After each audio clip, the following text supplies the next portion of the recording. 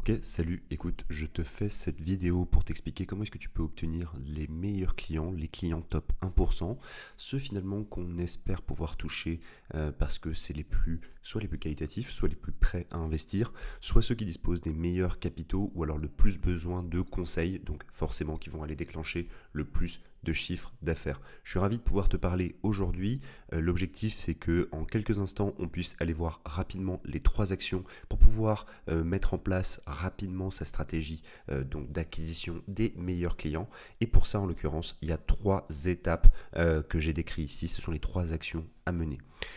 Si tu n'es pas déjà inscrit ou alors abonné à notre chaîne YouTube CGP Next Gen, vas-y directement. Si tu as besoin d'un coaching personnalisé pour pouvoir faire le point sur ta stratégie d'acquisition et ta stratégie digitale, écoute, prends rendez-vous via le lien en description ou alors inscris-toi à la newsletter si jamais tu es intéressé. Allez, c'est parti.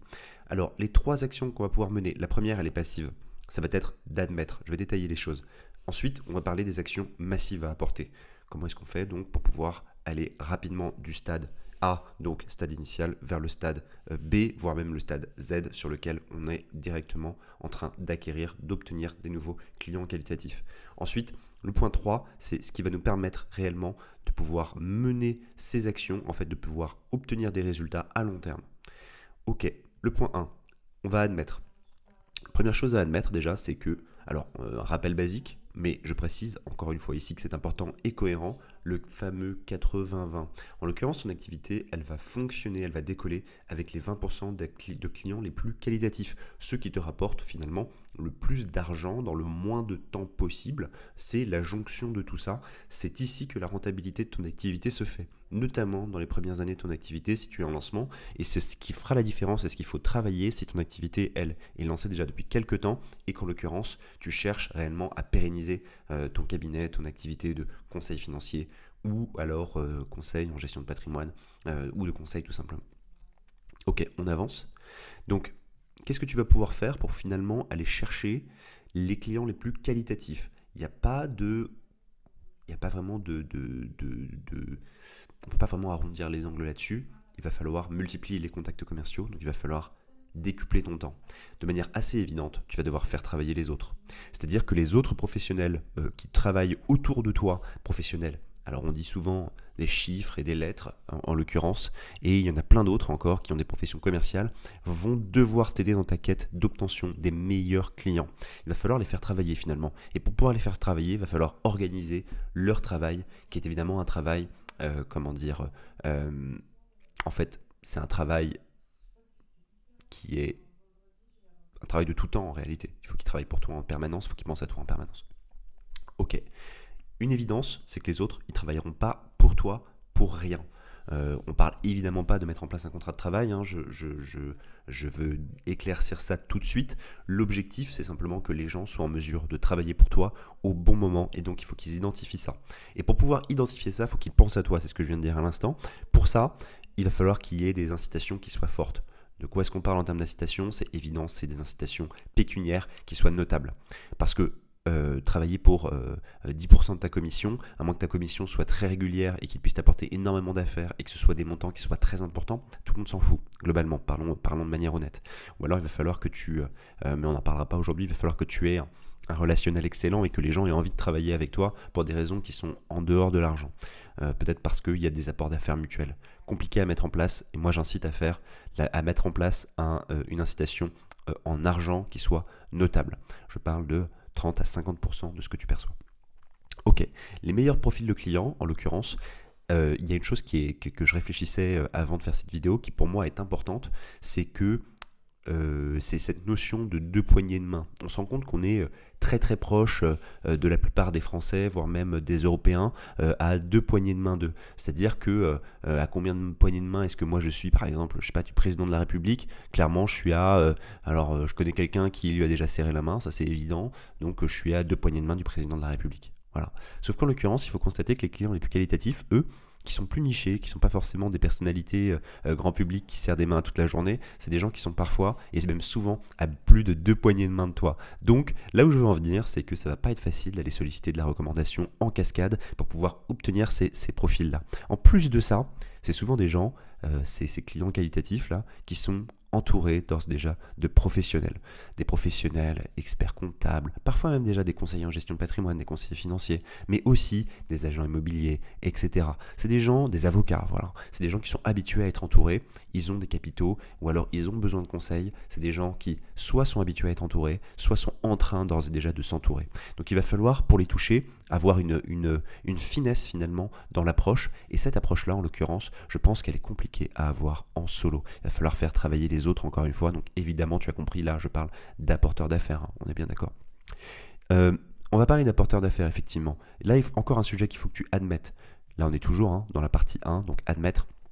Il va falloir admettre que quand il s'agit de trouver des apporteurs d'affaires, tu n'intéresseras pas tous les apporteurs d'affaires potentiels. C'est évident. La plupart, en l'occurrence, des apporteurs d'affaires sont peu éduqués concernant ton activité de conseil financier. Ils ne savent pas exactement de quoi tu parles, ils vont avoir tendance à penser que tu vends du Pinel, ou alors que ton objectif, c'est simplement d'aller ouvrir des contrats d'assurance vie avec des frais de versement à 50%. Voilà, évidemment, j'exagère. Mais la plupart ne savent pas de quoi on parle précisément. Et ça, c'est ton boulot de les éduquer, de les mettre finalement au travail pour toi. Et pour ça, il faut les éduquer. De manière générale, il y en a qui ont déjà travaillé avec des conseillers en gestion de patrimoine. Il faut remarquer qu'ils ont été peu incentivés. Alors, incentivé, bon, terme anglais, on est d'accord, mais ça veut dire peu intéressés aux résultats, peu rémunérés, voire même souvent jamais rémunérés. Toi, tu fonctionnes différemment. S'il y a apport d'affaires, il y a rémunération. Donc, c'est un élément important qu'il faut admettre. Globalement, quand tu vas aller chercher des apporteurs d'affaires, tu vas être contre le sens de la vague. Tu vas être contre la vague. Donc il va falloir aller mettre de l'énergie là-dedans. Ok, alors, pour ça, tu vas aller comprendre l'intérêt de ton prescripteur potentiel. Je vais te parler du triangle, en l'occurrence, qu'on développe plus en détail dans la formation, donc je vais la faire bref, dans l'accompagnement CGP Next Gen, dans la partie formation en vidéo.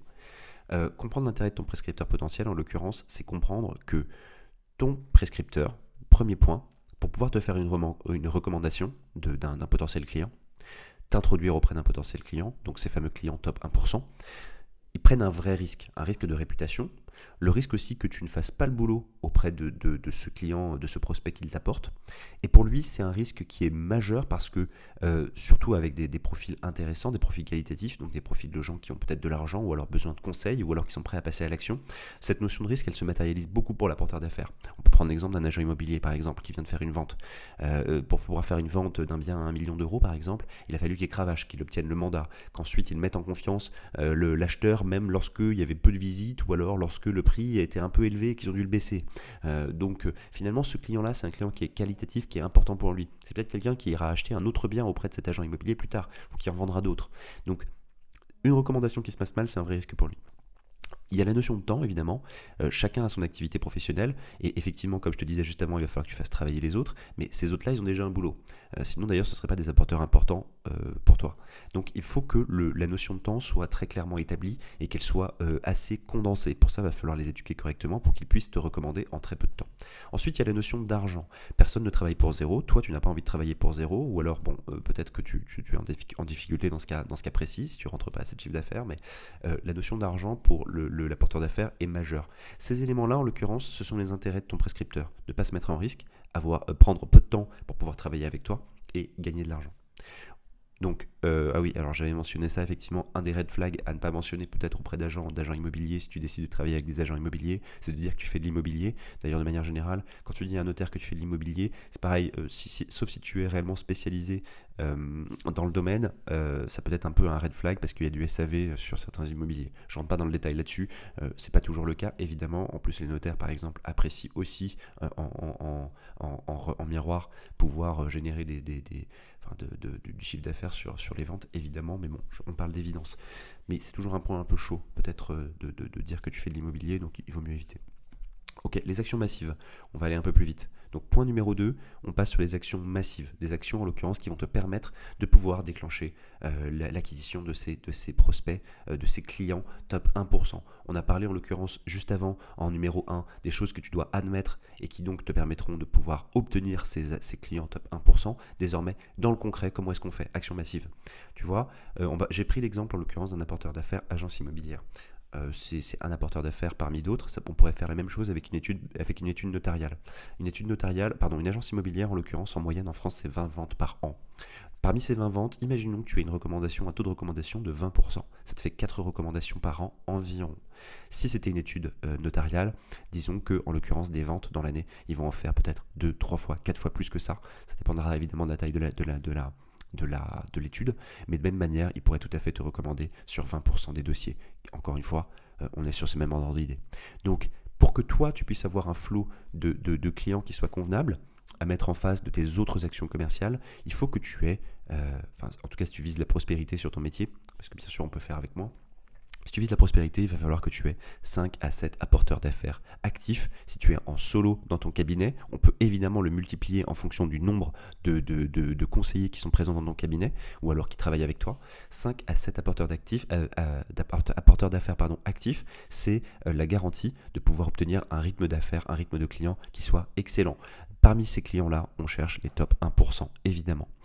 Ok. Pour ça, il va falloir que tu multiplies les contacts en l'occurrence, multiplier les contacts d'apporteurs d'affaires, multiplier les contacts commerciaux évidemment.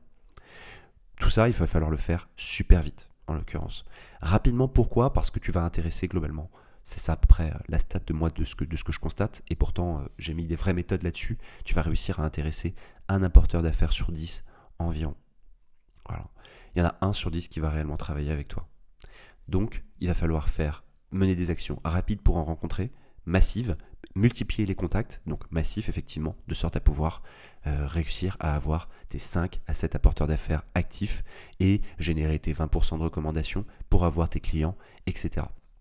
Ça, c'est la partie 2, action massive. Le dernier point, en l'occurrence, qui va être extrêmement important dans la stratégie, ça va être de mettre en place des relances régulières et qualitatives. Encore une fois, c'est la notion de multiplication des contacts. Je renvoie vers des éléments que j'ai déjà décrits dans d'autres vidéos et que je t'invite à voir dans le lien de la description de la vidéo YouTube. D'ailleurs, si tu n'es pas abonné, je t'invite à t'abonner dès maintenant parce que chaque semaine, on poste des vidéos qualitatives qui traitent de développement commercial et du développement stratégique et digital des conseillers financiers et conseillers en gestion de patrimoine. Donc, il faut admettre que obtenir une recommandation, c'est pas comme aller acheter une baguette de pain, ça s'apparente à une vente complexe. Quand on est dans le cadre d'une vente complexe, on va appliquer une théorie qui est la mienne, c'est celle de la loi des 7 contacts. Donc pour pouvoir aboutir à une vente complexe, il faut en moyenne 7 contacts commerciaux. Je ne rentre pas dans le détail parce qu'il y a la vidéo que je t'invite à regarder sur ce sujet et qui est en l'occurrence dans la description. Parmi les 7 contacts en revanche, comme commerciaux, il y a évidemment les rencontres, le mailing, les appels. Là où je veux en venir là-dessus concernant les relances régulières et qualitatives, c'est que ton apporteur d'affaires, même s'il est intéressé de travailler avec toi, il va falloir que tu le relances un certain nombre de fois. En l'occurrence, on se base sur la loi des 7 contacts, de sorte à ce qu'il puisse commencer à travailler avec toi, t'apporter des affaires. Et même lorsque c'est le cas, il faut maintenir ce travail de relance régulière, de contact régulier. Et pour ça, on a plein d'outils. Il y a évidemment les rencontres, les mailings, les appels et tous les autres contacts commerciaux que tu peux avoir avec lui à travers, par exemple, la visibilité que tu as sur LinkedIn, la manière dont il a vu et entendu parler de toi. Je ne sais pas si tu fais un YouTube, par exemple, et l'ensemble des communications que tu peux avoir. Une communication qui est vue par ton prospect ou par ton apporteur d'affaires potentiel, on va apparenter ça évidemment à un contact commercial. Un contact commercial. Donc, on n'oublie pas, point super important, et c'est en réalité la pièce de voûte de notre édifice, les relances régulières et qualitatives. Ok, donc au global, il faut retenir une chose, c'est que tu as 3 actions à mener pour pouvoir obtenir tes meilleurs clients, les clients ou du panier, ceux qui sont prêts à investir, ceux qui ont des capitaux à investir, ou alors ceux qui ont des problématiques à aborder pour du conseil patrimonial à honoraires. Il faut les mener dans tous les cas ensemble, de sorte à pouvoir réellement décoller sur ce sujet-là et obtenir un flot de clients qualitatifs suffisant. Écoute, je t'invite à rester connecté et à t'abonner parce que je ferai une prochaine vidéo dans 2 semaines qui traite en l'occurrence de la manière dont je contacte les apporteurs d'affaires potentiels. Donc je vais faire une vidéo live à travers laquelle, enfin c'est pas un live, je vais faire une vidéo durant laquelle je contacte par téléphone des apporteurs d'affaires et tu verras en l'occurrence quelle stratégie, quelle méthode j'emploie pour pouvoir réussir à rencontrer ces apporteurs d'affaires. C'est la première pierre en l'occurrence à poser pour pouvoir travailler de manière qualitative avec d'autres professionnels. Écoute, je te remercie, n'hésite pas à laisser un petit pouce bleu, un petit pouce vers le haut à cette vidéo, abonne-toi si t'es pas abonné, et puis je te dis à très bientôt.